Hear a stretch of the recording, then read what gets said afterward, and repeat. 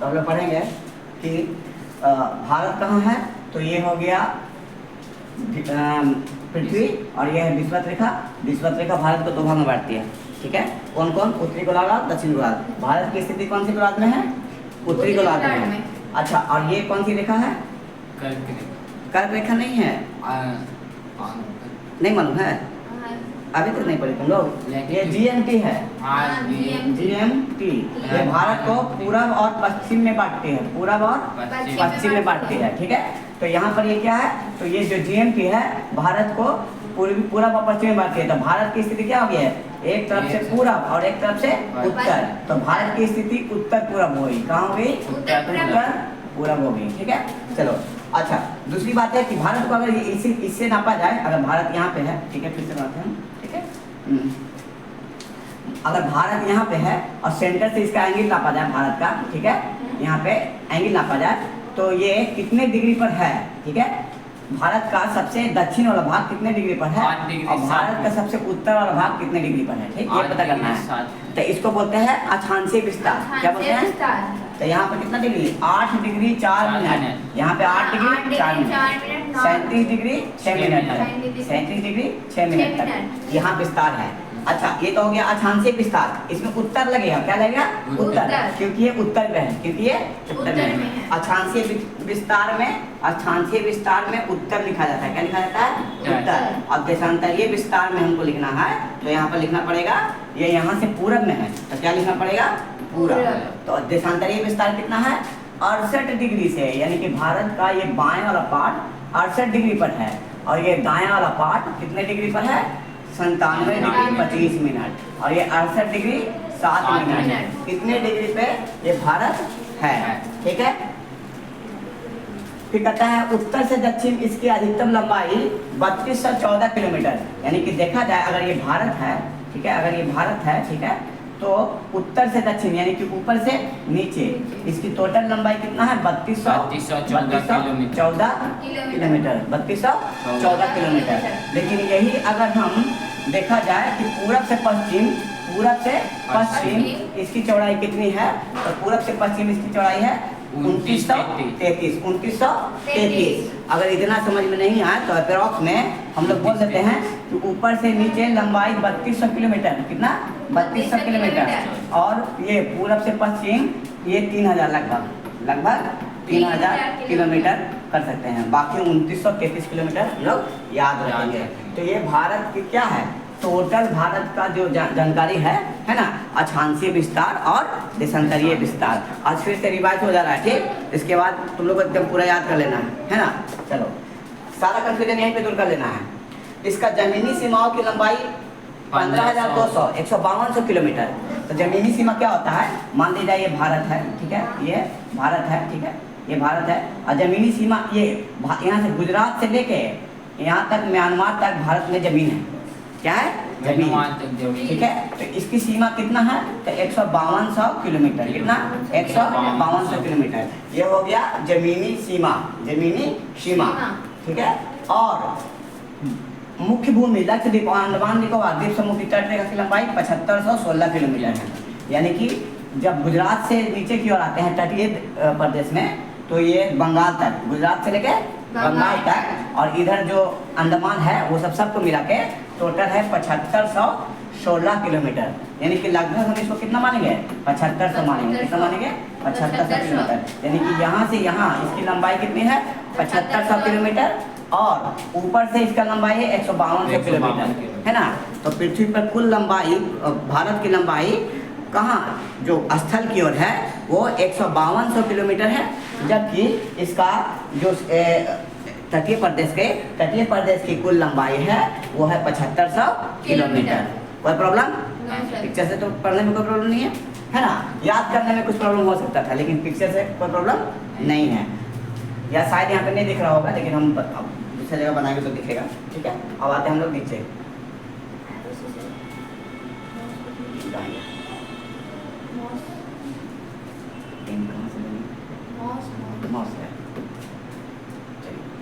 हम लोग आते हैं नेक्स्ट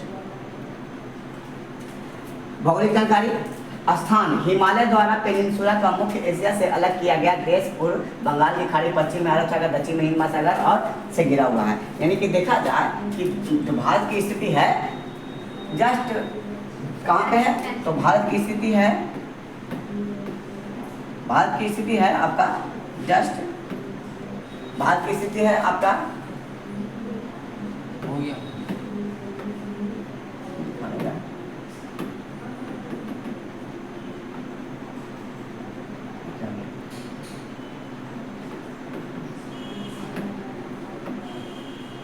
रेड लाइट पर करके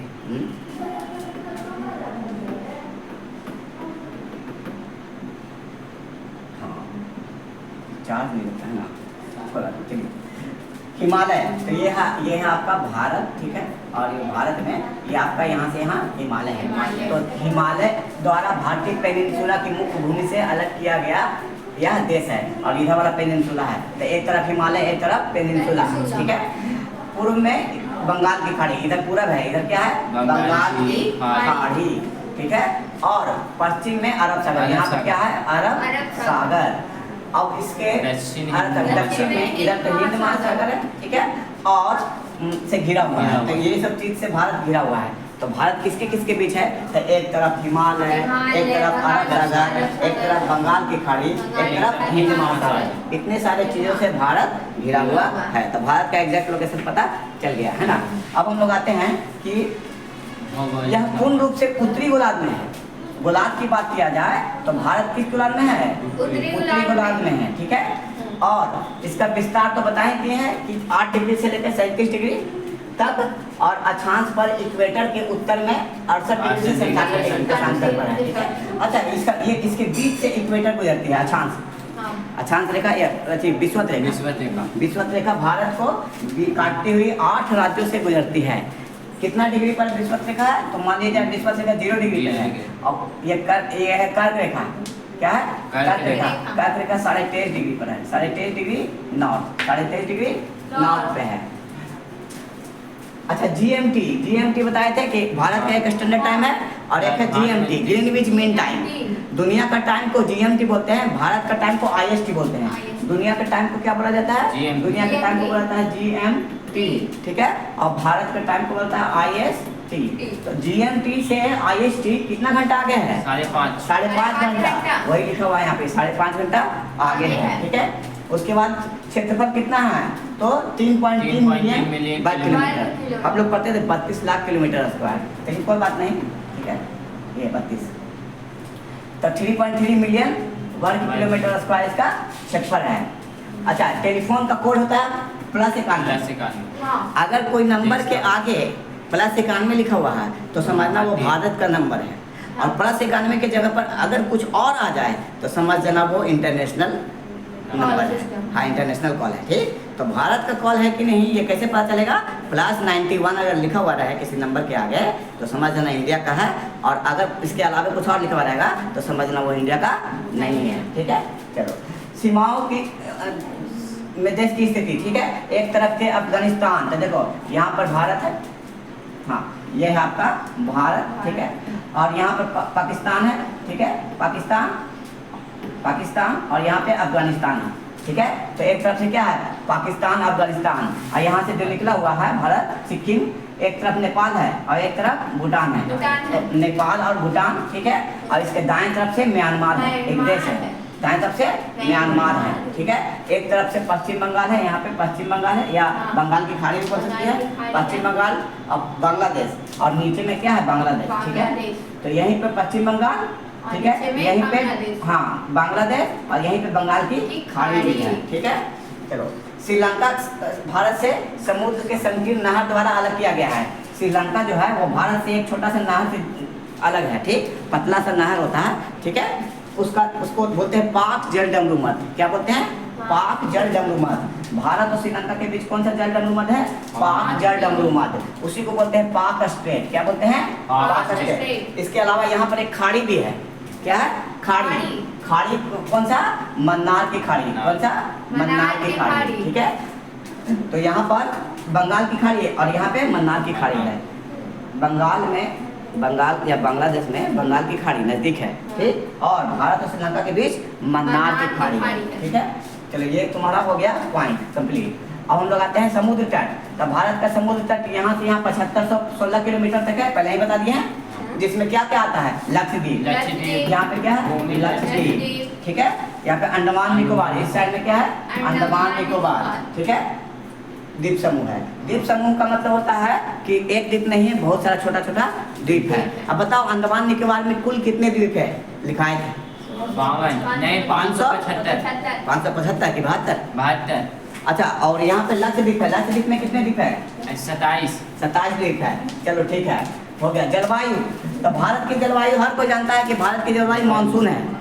मानसून का मतलब यहाँ टाइम पे वर्षा हो जाती है, तो जहाँ टाइम पे वर्षा हो जाए उसे क्या बोलते हैं? मानसून, ठीक है। भारत की जलवायु मानसून है। अच्छा, यहाँ पर लिखा हुआ है उष्णकटिबंधीय मानसून के रूप में है। उष्णकटिबंध क्या होता है? तो उष्णकटिबंध, भारत में बहुत सारा छोटा छोटा कटिबंध है, ठीक। सूरज यहाँ पे है, ठीक। तो इसके सबसे ज्यादा जो गर्मी पड़ेगा ना ये पार्ट में, उसके बाद धीरे धीरे गर्मी कमता जाता है, ठीक। तो इसको कटिबंध बोलते हैं। कौन सा? कटिबंध। तो भारत, देखा जाए भारत कौन सा कटिबंध में है? उष्ण कटिबंध में है। कौन सा? उष्ण कटिबंध में भारत आता है। तो भारत की स्थिति कौन सी है? उष्ण कटिबंधीय। मानसून का मतलब समझा ही दिए कि जहाँ बारिश हो जाए उसे मानसून कहा जाता है। परंतु भारत का अधिकांश उत्तरी भाग उष्ण कटिबंधीय क्षेत्र के बाहर होने के बावजूद देश में उष्ण कटिबंधीय जलवायु है, जिसमें अपेक्षाकृत उच्च तापमान और सर्दी, सूखी सर्दी। यहाँ का तापमान उच्च होता है और सूखी सर्दी है ना, सर्दी खांसी तो होना एकदम नॉर्मल चीज है, ठीक है। यहाँ का मौसम 4 है। कौन कौन? सर्दी, गर्मी, दक्षिण पश्चिम मानसून, ठीक है, मौसम, और मानसून पश्चिम मौसम, ठीक। देखो इसका मतलब क्या हो गया? सर्दी तो जानती है कि दिसंबर और जनवरी फरवरी में बहुत ज़्यादा ठंड होने के कारण सर्दी हो जाता है, ठीक है। अच्छा, गर्मी तुमने तो मार्च से लेकर जून तक सबसे ज़्यादा, मध्य जून 15 जून तक पूरा गर्मी होता है, ठीक है। तो ये जून तक गर्मी है, ठीक है। उसके बाद दक्षिण पश्चिम मानसून का मौसम का मतलब हो गया कि जून से लेकर सितंबर तक, अभी क्या चल रहा है? सितंबर चल रहा है ना, तो कौन वाला मौसम चल रहा है? दक्षिण पश्चिम मानसून का मौसम। इसका मतलब अभी देखोगे ऊपर तो मानसून घेरा हुआ है, बादल है ना, यानी ये मानसून का ही मौसम है। इसी कारण से बादल ऊपर घिरा हुआ है ना। बारिश कभी भी हो सकती है ना। तो ये हो गया दक्षिण पश्चिम मानसून वाला मौसम जून से सितंबर से। और एक मानसून पश्चिम मौसम। पश्चिम मौसम का मतलब होता है कि लास्ट में जाते जाते कहीं कहीं पे बारिश करा देती है अक्टूबर से नवंबर में। हालांकि ये समय में बारिश ज़्यादा नहीं होता है, लेकिन ये लौटता हुआ मानसून होता है, ठीक। तो इसको पश्चिम मौसम बोलते हैं। लौटता हुआ मौसम के बारिश के कारण कहीं कहीं पे तमिलनाडु नीचे वाला एरिया में बारिश हो ही जाता है, ठीक है। तो ये हो गया भारत की जलवायु, ठीक है। अब होगा हम लोग भारत का भूभाग के बारे में पढ़ेंगे। तो इसके लिए हमको लिखने वाला क्या आता है? यही से आ जाएगा। अच्छा चलो, जलवायु हो गया, भूभाग, ठीक है। मुख्य भूमि में 4 क्षेत्र हैं, ठीक है। Great mountain zone, Ganga Sindhu का मैदान, रेगिस्तान का मैदान और पेनिनसुला। मुख्य भूमि में कितने पार्ट है? 4। वैसे तो इसके और भी पार्ट है, लेकिन मुख्य भूमि में कितने पार्ट है? 4 पार्ट है। भारत की मुख्य भूमि में 4 पार्ट है। हो गया। अब दाब के चलेंगे, दाबियो उसको। अच्छा, भारत के मुख्य भूमि में 4 पार्ट है। कौन कौन से पार्ट है? तो देखो, सबसे पहले हम लोग देखेंगे ग्रेट माउंटेन जोन। इधर वाला पार्ट क्या है? Mountain zone. उत्तर भाग क्या है? माउंटेन। उत्तर वाला भाग माउंटेन जोन है, ठीक है। Mountain zone. फिर उसके बाद माउंटेन से नदी निकलती है, माउंटेन से नदी निकलती है। तो ये हो गया मैदान। ये क्या हो गया? मैदान, मैदान वाला भाग, ठीक है। उसके बाद हो गया सिंधु का मैदान भी बोल सकते हैं, क्योंकि यहाँ से गंगा नदी निकलती है, ब्रह्मपुत्र नदी निकलती है और सिंधु नदी निकलती है। 3 नदियाँ निकलती है। उसके बाद है रेगिस्तानी क्षेत्र। गुजरात में एक जगह पर मात्र रेगिस्तान है भारत में। कहाँ? गुजरात में। ये वाला एरिया क्या है? गुजरात। तो गुजरात में भारत का एक मात्र रेगिस्तान वाला एरिया है। और दक्षिणी पेनिनसुला, ये भी वाला आकार का जो है उसे पेनिनसुला कहते हैं। तो ये भी आपका कंप्लीट हो गया। अब हम लोग भूभाग कंप्लीट कर लिए, आते हैं प्राकृतिक संसाधन के बारे में, ठीक है। ये शॉर्ट में रिवीजन है, ठीक, शॉर्ट में रिवीजन। प्राकृतिक संसाधन में यहाँ कोयला मिलता है, झारखंड में सबसे ज़्यादा कोयला मिलता है, ठीक है। लौह अयस्क लोहा भी मिलता है, मैग्नीज अयस्क, माइका, ठीक है। माइका आवरक को कहते हैं। और आवरक क्या होता है, अबीर में जो चमकता हुआ प्लास्टिक का रहता है ना, वो आवरक होता है।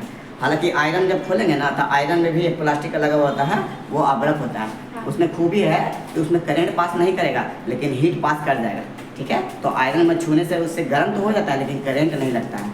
आवरक के बारे में पेट्रोलियम, ठीक है, यहाँ मिलता है। पेट्रोलियम में सबसे ज़्यादा मुंबई हाई, पेट्रोल कहाँ निकलता है, मुंबई हाई से पेट्रोल निकाला जाता है, ठीक। उसके अलावा है टाइटेनियम, ठीक, सबसे ज़्यादा चमकदार और महंगी धातु बोल सकते हैं, ठीक है। क्रोमाइट प्राकृतिक गैस, जमीन के अंदर से गैस निकलते रहता है, ठीक, उसी को बोलते हैं प्राकृतिक गैस। उसके बाद है मैग्नेसाइट, चूना पत्थर, अरावल, ठीक है, डोलामाइट, मौलिन, जिप्सम, ठीक है, अपदाइट, फेस्फोराइट, स्टीलाइट, फ्लोराइड, इतना सारा चीज़ ये प्राकृतिक संसाधन है। मतलब प्राकृतिक संसाधन किसे कहते हैं, वही चीज़ें जिससे मानव का फायदा हो, लाभ हो, ठीक है। मानव के लिए जो लाभ हो, लाभकारी हो, उसे हम लोग संसाधन कहते हैं। और वो ज़्यादातर ज़मीन के अंदर से निकलेगा तो वो खनिज संसाधन कहलाएगा। जो ज़मीन के अंदर से निकलेगा वो क्या कहलाएगा, खनिज संसाधन कहलाएगा। चलो, प्राकृतिक आपदा, तो देखो यहाँ पर मानसून आती है, तो मानसून का मतलब बादल अपने साथ लाना। तो बादल कभी कभी ज़्यादा बरस जाएगी ना तो उसे हम लोग बाढ़ कहते हैं। क्या बोलते हैं, बाढ़। ज़्यादा देर तक बारिश हो जाना बाढ़ का निशानी है, ठीक है। तो एक मशीन होता है रेन गेज, उसमें क्या होता है, उसमें एक मीटर लगा होता है, ठीक। जितना देर तक बारिश हुआ ना उसको नाप लेते हैं, तो उसको सेंटीमीटर में बोलते हैं। 100 सेंटीमीटर तक बारिश हुई तो ये इसमें जितना भरेगा उतना ही सेंटीमीटर उसको बोला जाएगा, ठीक है। चलो अब हम लोग आते हैं यहाँ पे, हाँ, बाढ़ आ गया। और भूकंप क्या हो गया, पृथ्वी के अंदर पढ़ाए होंगे कि पृथ्वी के अंदर प्लेट है, क्या है, प्लेट। ये प्लेट एक दूसरे से आपस में टकराती है जिसके कारण बाढ़ आ जाता है, भूकंप आता है। सॉरी ध्यान मेरा उधर है, लोग कहाँ चले गए, बैठे हुए हैं, ठीक है। हाँ, क्या आता है, भूकंप आता है। तो प्लेटों के टकराने के कारण भूकंप आ जाता है। उसके बाद जमीन खिसकना को लैंडस्लाइड बोलते हैं, ये भूकंप नहीं है, ठीक है। लेकिन ये अधिकतर किसी न किसी कारण होता है। मान लीजिए कि पहाड़ी एरिया है, कौन सा एरिया, पहाड़ी एरिया है, और यहाँ पे किसी कारण से, है ना, या भूकंप भी आया तो ये एरिया स्लाइड कर गया और रास्ता को ब्लॉक कर दिया। ये ज़्यादातर जम्मू कश्मीर वाला एरिया में आता है। तो कभी कभी जम्मू कश्मीर को एरिया को खोल दिया जाता है और कभी कभी बंद कर दिया जाता है। बारिश के टाइम में तो ये बंद कर दिया जाता है क्योंकि लैंडस्लाइड का खतरा ज़्यादा होता है। तो ये होता है जमीन खिसकना। अब पर्यावरण के बारे में हम लोग पढ़ेंगे, ठीक है। तो वायु प्रदूषण यहाँ पर होता है, ऊर्जा संरक्षण, ठोस अपशिष्ट प्रबंधन, तेल और गैस संरक्षण, वन संरक्षण आदि, ठीक है। संरक्षण मतलब बचाना, तो ये सब जरूरी है करना। बाकी हम लोग ये मुद्दा है जिसके बारे में हम लोग लिख सकते हैं, आ सकता है एग्जाम में आ सकता है कि वायु प्रदूषण पर नियंत्रण कैसे किया जाए, ऊर्जा का संरक्षण कैसे किया जाए, ठोस का प्रबंधन, मतलब कचरा है ना, कचरे का प्रबंधन कैसे किया जाए, ये सब वेरी इंपॉर्टेंट क्वेश्चन है, ठीक। और वन संरक्षण, वनों को कैसे बचाया जाए। अब हम लोग आते हैं यहाँ पे अंतर्राष्ट्रीय पर्यावरण अंतर्राष्ट्रीय करार। पर्यावरण विकास की रियो घोषणा, एक होता है रियो दे जेनेरियो, ठीक है, ब्राजील में है, रियो द जेनेरियो ब्राजील में है। पर्यावरण पर यहाँ पर हमेशा बैठक होते रहता है, ठीक। तो बैठक में क्या किया गया था कि सुरक्षा पर कार्टाजेना प्रोटोकॉल, और जलवायु परिवर्तन पर संयुक्त राज्य अमेरिका में सम्मेलन किया था। इसको बोलते हैं क्योटो प्रोटोकॉल। क्या कहते हैं, क्योटो प्रोटोकॉल। इंपॉर्टेंट क्वेश्चन है पर्यावरण से संबंधित, ये पूछता है, ठीक है। हाँ, डन, बिल्कुल, ठीक है। विश्व व्यापार करार WTO है, वो भी बताता है कि हम लोग कितना गैस निकालें जिससे पर्यावरण को प्रदूषण होने से बचाया जा सके, ठीक। नाइट्रोजन ऑक्साइड, सल्फर डाइऑक्साइड, ये सब क्या है, ऐसा गैस है जिससे प्रदूषण फैलता है। तो इसी को हर देश ने अपने अपने ढंग से मतलब करार कर लिया है कि हम लोग को इतना से ज़्यादा कार्बन नहीं प्रोड्यूस करना है, इतना से ज़्यादा सल्फर नहीं, इतना से ज़्यादा नाइट्रोजन नहीं करना है। उससे ज़्यादा करेगा तो प्रदूषण होने लगेगा, ठीक है। उसके बाद है LRTA, हेलसिंकी प्रोटोकॉल और विलाटाइल ऑर्गेनिक मिश्रण या ट्रांसबाउंड्री फ्लोरेक्स उत्सर्जन संबंधित आर्टिफिशियल जेनेवा प्रोटोकॉल। तो ये सब प्रोटोकॉल है जो इंपॉर्टेंट चीज़ है, आ सकता है एग्जाम पे। अब टिप्पणी, भूगोल पर टिप्पणी क्या है कि भारत दक्षिण एशिया उपमहाद्वीप के बड़े भूभाग पर फैला हुआ है। एशिया में कौन सा पार्ट में है भारत, तो भारत को अगर एशिया महादेश में देखा जाए तो अगर भारत, ये एशिया महादेश है, ये है एशिया महादेश, तो एशिया महादेश में भारत दक्षिण में है, कहाँ है, दक्षिण में। तो भारत एशिया के दक्षिण में, उपमहाद्वीप, उपमहाद्वीप किसको बोलते हैं? महाद्वीप से जो छोटा होगा उसे उपमहाद्वीप। तो एशिया से थोड़ा सा छोटा है भारत, तो भारत उपमहाद्वीप हो गया। भारत क्या हो गया? उपमहाद्वीप। और एशिया क्या हो गया? महाद्वीप। अब पता है भारत के विभिन्न नक्शे डाउनलोड करेंगे। यहाँ तो क्या शारीरिक, शारीरिक का मतलब होता है भारत का कैसा बनावट है, फिजिकल मैप, जिसको हिंदी में शारीरिक बोल रहे हैं। फिजिकल मैप का मतलब सब कुछ बताएगा, पहाड़, नदी, झरना, ये फिजिकल मैप है, ठीक है। अच्छा, राजनीतिक मैप में खाली बाउंड्री बताएगा, बिहार, बंगाल, उड़ीसा, पंजाब, ठीक है, ये बताएगा पॉलिटिकल मैप में, यानी कि राजनीतिक मैप में। जनसंख्या में बताएगा कि कौन सा भारत में, बिहार में कितना जनसंख्या, उड़ीसा में कितना जनसंख्या, बंगाल में कितना जनसंख्या। इसका सबका अलग अलग मैप आता है, ठीक। अच्छा, वर्षा गिरावट, कितना वर्षा हो रही है, कहाँ सबसे ज़्यादा वर्षा वाला स्थान? मासिनराम, ठीक है। अब सबसे कम वर्षा वाला स्थान औरंगाबाद, ठीक है। ये सब बताएगा किसमें? वर्षा के मैप में, वर्षा मैप में, ठीक। रेलवे और सागर, रेलवे और सागर के लिए मैप अलग से आता है, ठीक है। उस एटलस में देखेंगे ना, सब कुछ एटलस में मिल जाएगा, ठीक, कि कहाँ का कौन सा रेलवे है। भारत का सबसे लंबा रेल मार्ग जो है ना, ठीक है, वो यहाँ नीचे से चलते हैं, ठीक है, यहाँ कन्याकुमारी से यहाँ तक जाती है, ठीक है, जम्मू कश्मीर तक, ठीक है, या पहले वाराणसी तक था। तो ये भारत का सबसे लंबा रेल मार्ग है, ठीक है। विवेक एक्सप्रेस सबसे लंबी दूरी तय करने वाली ट्रेन है, यहाँ से लेके असम तक जाती है, ठीक, कन्याकुमारी से असम तक। और इस तरह से रेलवे मार्ग का भी होता है सड़क मार्ग। सब भारत का सबसे ऊंचा सड़क मार्ग लेह मनाली मार्ग है। कहाँ?